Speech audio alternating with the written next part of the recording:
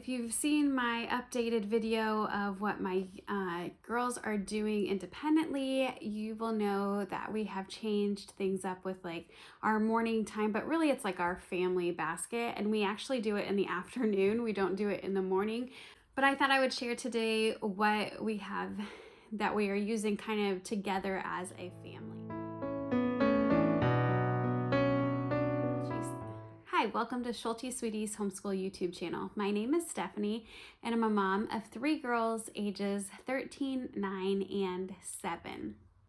We currently homeschool our 2 younger daughters. Our oldest goes to public school, and today is a collaboration, and it's hosted by Annalisa at Creative Curious Learning and Living, and Heather at Raising 3 Wildlings, and I will link their channels down below as well as the playlist in case others join in as well. Annalisa and Heather do this pretty regularly of sharing what's in their morning baskets. They change theirs out more often. I don't try to change things out, but sometimes that does happen. And so that is what I am sharing today. I have kind of gotten a little more creative this semester, and I'm actually really excited for it. So my middle daughter, she is really hesitant for writing. Of course, my younger one is not really writing too much yet. She narrates and then I will write it down for her. But my middle daughter, who is 9, is just really reluctant. And we've been using Write Shop, but it's still like, she does do the work, but it's kind of pulling teeth. And I thought, what? I wasn't really looking for something different. I was planning to just use Write Shop, and we might just go back into Write Shop. But there was an opportunity because Rabbit Trails through Homeschool was opening up their writing, like it's a writing membership, and she only opens it up like at the beginning of a school year and then also like mid-year. And so she was opening it up, and I thought, okay, I've been hesitant to try it for a while. I love Rabbit Trails. My girls love Rabbit Trails, but I was like, I don't know. Is it gonna be a good one, good fit? So I was like, well, this isn't much like it. She had a discount code for the first month, and so I was like, okay, it's not a big commitment to just try it out. And it's typically, I think, $16 a month, so it's not a horrible price range. And so I decided to go ahead and try it out, and we're jumping in full force with it. And so I have it in this binder here because like I figured if we're gonna do multiple months, I just want to put it in like a binder and kind of keep it in here like this. But it came with a like a schedule, and with Rabbit Trails, like she always has like a main book, and then you're reading like other books, maybe watching some videos, maybe doing a craft, an activity, and then you're adding in like some steps, like maybe doing some extra rabbit trails. And so for the writing, it's similarly set up. It has copy work. She goes about the author and everything. So it focuses on an author almost every month. And so we are kind of doing the best we can with the schedule. Our week has still been a little bit off, but we are talking about Kate Messner this month. So we read this book, The Over and Under the Snow, and it was a really fun, cute book. The activity was like making out of marshmallows and toothpicks, you're making like a little den for animals and stuff. So then she has the books and things that she recommends, and then the last page, instead of going on all the extra rabbit trails, it actually gives you the instructions for like what to do with writing and stuff. And then also included in this is like a Bible study. She has a kids and adult one, and she has the verses that you should read, a key verse, and then it has them writing a little bit down in response to the reading of the Bible. So we are only a few days in. So far, so good. We haven't started the steps for what they're supposed to be writing this month, so we shall see. I do like that it's kind of broken up and it's very small bits, and so I do like that, and I think that will be helpful for her, just like motivating her. And I'm having her especially work on the copy work and stuff, like she just doesn't always, she's kind of just doesn't always want to pick up her pen. So we are doing this month, maybe longer, I don't know, but if that's something you want to check out, I don't know if it's still open for this year, but maybe keep that in mind for next year when she opens it up, because since it is a membership, she like kind of shuts it off the membership every for some of the months. This is the Rabbit Trails monthly writing membership, and I have mentioned this before, but our winter promise was not working. It was just not going well. And I got debating on like what we should do. And like I mentioned before, we talked about going, like I had considered buying another curriculum that was just pretty intense too. And I'm like, what am I doing? Like neither of these two girls really love history anyway. And I don't want to like make it so boring for them or like that they dread it and everything. And so I have Rabbit Trails through history. And we have gotten almost complete with the ancient history, but we still had a couple lessons left. So I went ahead and decided that's what we're doing. So we've done most of these lessons in here. Today we did start our Greek lesson, our ancient Greece lesson, which is about the myths and stuff. So we read some of the poems in the book. It's called Echo, Echo, and it's kind of fun. Like the poems were like you go down and then it reverses the order of the words and kind of changes the meaning and stuff, and kind of like two different sides. So I did really like that. I don't think that they really appreciated it so much, but it brought me out it made me bring out some of our Greek mythology books. I have several of them. And so I think I'm going to spend some time going through some of these Greek myths with them, maybe watching some little videos and stuff and kind of focusing on that, because it's like a fun thing. We've talked about like the idea of mythology and stuff. And so I think that this is kind of what I'm going to focus on for like a week or two. I'm not going to spend a lot of time, but maybe read a myth here and there about one of the gods or goddesses as well. And then we just have like maybe 2 more lessons in here. We'll probably go on a couple more rabbit trails with the Greek myths as well. And then we just have a couple, like 1 or 2 lessons left in this.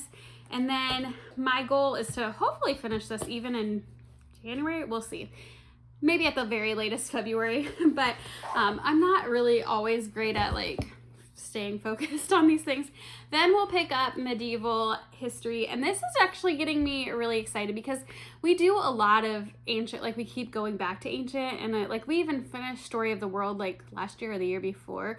So like I think we're just kind of ready to be done. We haven't really done a lot with the Greek myths, but the medieval we haven't really focused on very much. So with this, I have this study guide. I also have Middle Ages from, this is from Simple Studies.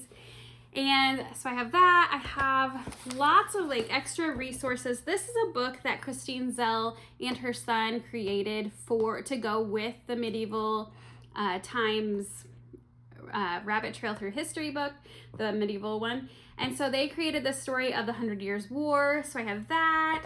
I have Knights and Castles. I have several Knights and Castles books. We have this, like, they're these little people that you can cut out and talk about these people, like, from that time period, and can put those, like, little Brad type things on them so they can wiggle around, I guess.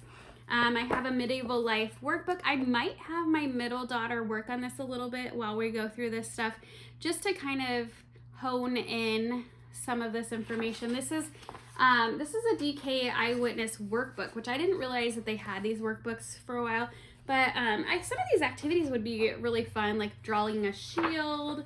There's some castle stuff, a monastery and things. So I think that she could probably work on this, especially, and then maybe my youngest too, we can add in. Some of the other things I have are like, I have a Marco Polo book.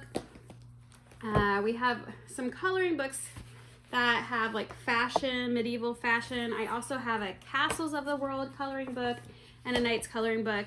We have a Kids Discover magazine about knights and castles. And then the other thing I think I might try to do, I'm so bad at read alouds. I don't always love them, but I think this might be kind of fun. Horrible Histories book, and it's about the measly Middle Ages. I haven't really read these, but I think they kind of look fun. So it has some pictures and some comic strips in here too, so we'll see. So that's what I'm gonna do for history on top of something else. So like I said, you know, I just wanted it to be more laid back. And so what we started last fall toward Christmas time was working on unit studies. We have unit studies that I have gotten from, like, our public virtual school has gotten for us from Harbor and Sprout. I have figured out that I really do like the Harbor and Sprout patchwork studies. They have a lot of subjects, and I like that I can kind of pick and choose, and it all focuses on the same topic. And then I feel like we can kind of go off on our own a little bit, but it also just kind of walks me through it. It's a little confusing with printing and trying to figure all of that out, but I was like, I just want to do some of these. So I have visual arts, which we started in the fall, but we have already done most of the science lessons. We're kind of working through some nature. We've done one or two of the history lessons. So that's where we're gonna get like some of our science, some of our history, geography's in here. We have music, we have some math if we want, art, and I have some Spanish things in here as well. So this is visual arts. My plan is, I have quite a few of them. We got like visual arts, we have aviation, beekeeping, chemistry, physics, construction, birds, textiles and fashions. We have a human anatomy one that we kind of worked on some last year when we were doing human anatomy. So we have quite a few. I think what we'll do is move on to aviation after this, and then beekeeping to kind of round out our full year. That's my plan. Part of why I want to do aviation this spring is because I want to take my girls. We don't live horribly far away from Air Force Museum. It'll be a little bit of a drive, but it's I thought that would be a fun way to kind of bring that in. And aviation is kind of like, my husband is really interested in aviation. I don't know if the girls are, but I thought this is like a fun, different subject. So that's my plan with the Harbor and Sprout units. But to add kind of a little bit more science in, we will also be doing some elemental science chunks. I will show a picture of the year we're getting. We're getting year C. We haven't gotten it yet. So what my plan is to kind of use some of those science chunks in between the Harbor and Sprout. They don't take maybe like a week or two, and maybe even in conjunction I can do that. But we really liked the lap books. I felt like when we did the constellations, the stars unit, like the girls really kind of embraced it and really learned a lot. So I think the lap book aspect will be great for us. And I just think that that kind of brings some of the subjects in. So I think I'm either going to do, I think it's motion is the one I kind of decided on before aviation, and maybe forces, but since I have some physics and chemistry coming up, and construction, I kind of thought we could do some of those units as well later on. I plan to do like the chemistry and physics next year. I thought it would be a fun way to include chemistry and physics because I hate those subjects. So I just feel like they're over my head. So we'll do another, maybe, I think there's one about living and non-living around maybe before beekeeping. And so we'll do beekeeping. I'm also getting a wax candle making kit for the girls as well. So moving on into some of the extras. Oh, for the writing, we are gonna keep using our little notebooks for our grades. My youngest really loves these. My middle does not so much. Like I said, she's hesitant to be writing. She does a great job. I think she's just not so confident with spelling, and so I think that's part of it. I don't know. Another thing for history, I didn't say this, but my plan is once we finish Middle Times, Middle Ages, I hope that there's still time in our school year, but if not, maybe we'll do it in the summer if it's not so busy, or next fall. I want to do a unit study or a lap book basically over Indiana. So I have some Indiana books, and I got this lap book from Homeschool Share. It's a free website. They have a lot of lap books available. We do them sometimes for the countries and things, but they have a lot of states and things. So I got this and printed off a bunch of pages. I'll probably have to print off all of it again because I need probably 2 for my 2 daughters. Otherwise they will just fight of who's doing what.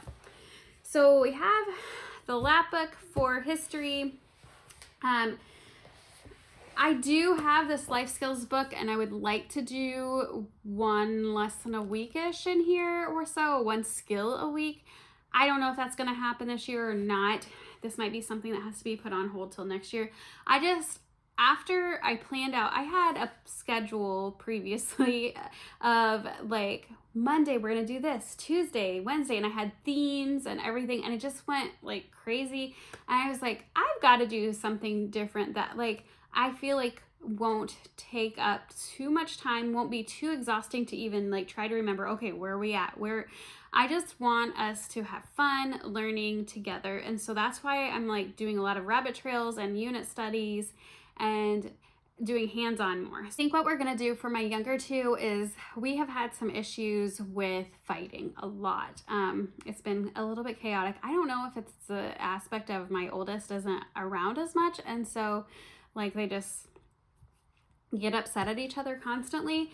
But we are going to work through, this is an old version from Not Consumed of My Brother's Keeper. They were both in primary. I got this years ago. I think I probably got it on sale, and I only got 2 copies of it, but I was like, that's perfect because that's who I want these for. I don't really care that they're like a primary version, but I have had these sitting around. I'm like, this is the time that we need to work on it this spring. And Not Consumed had this sibling challenge journal on sale too, and it probably goes with like their new version of the Brother's Keeper, but I got that as well, and I'm going to work on that with the girls as well. I think it has some really good ideas in it. So I have had these for a while, and I was like, this would be a good time to do it as we're kind of relaxing our family time together. And so this is the Epic Life, the daily word workout, and so it just has some different words. This one is kind of an easier one, easier words, so this would be helpful for my younger one especially, but I don't know if we'll do this one exactly or the other one that I have, it's a little more challenging words. We had started one of these previously, but it's just like you flip the word and go through a vocab and stuff. So we have that I'm going to do. I got Yamita's Spanish after I watched Homegrown Homeschool's video about Yamita's Spanish, and so I was like, we're gonna get that, but we haven't printed it off yet at all. It's separated by units, so I'm not really concerned too much about getting it all done. I'll probably just print off the first unit. It looks kind of maybe younger than my middle daughter. We'll see how she does with it. It looks also a lot like The Good and the Beautiful, like how it looks, the language arts kind of looks, and so it's really pretty and things as well. But it has readers in it and some videos and things. So I'm excited to get into that and just kind of check out that. We're not gonna like really spend a lot of time focusing on Spanish this year. Some of our unit studies do have Spanish as well, and so we'll probably kind of hit that some, but we're just not like I feel like we kind of got burnt out on Spanish last fall, so if we kind of don't do much Spanish until next year, I'm okay with that too. So then a couple other things that are kind of adding in. We have access to Argo Prep. I got asked about like getting a membership and stuff to that, and so they have some workbooks. So I did get one like social studies workbook for my 4th grader. It looks very similar to 180 days of like social studies book. It's very similar to that. It has some of the same subjects and everything, like geography, history, civics kind of thing. But then they also have like an online platform. I haven't dug into it too much, but I'm kind of excited. They have some worksheets. They have some things you can assign your children and things. So I'll give you more information about that another time. And another one that we have like started with as well is called Game Stories AI. And I will give you more information on that as well. But we have kind of just brushed the surface with it. But Basically, the girls can create their characters, kind of give them a background, a setting, and a plot. And then all of that information and like their character that they develop will go into AI, and AI creates this actual story. So then they read through the story. Halfway through, they get to do like a little game type thing. And then after that, they finish up the story, like a second chapter, and then they get to like answer questions about vocabulary and stuff. So I really thought that was a neat thing. My middle daughter said she really liked it. So I'm going to try to add that in a couple times a week as well. On top of that, we're going to do piano, continue piano weekly. And my girls have shown interest in 4-H. And so we are just kind of testing it out to see if that's the case. My middle, of course, loves animals, but I did 4-H when I was a kid, but with like projects and not animals. And so I don't really know much about like raising the animals for 4-H and all that. So we will see. I'm going to kind of push that on to my husband more, so he knows more about the animal side than I do. And so we'll see. Well, I think that will be good for them to kind of interact with other kids more. Some of them are homeschooled from some of our homeschool friends. And so I think that will be good for them. We have a few field trips here and there planned and some get-togethers, but other than that, we kind of have a chill springtime, which I'm so thankful for. No other big activities planned until summer. So let me know what your plans are, if you're changing anything up for this school year, and I will talk to you later. Have a great day.